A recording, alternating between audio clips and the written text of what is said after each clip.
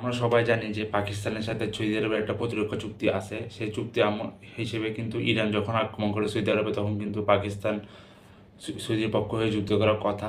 কিন্তু পাকিস্তান এখন খুব বিপদে আছে, কারণ পাকিস্তানের যে বালুচিস্তান প্রদেশটা আছে সেটাও কিন্তু হুমকির মুখে যে কোনো মুহূর্তে স্বাধীন হয়ে যেতে পারে।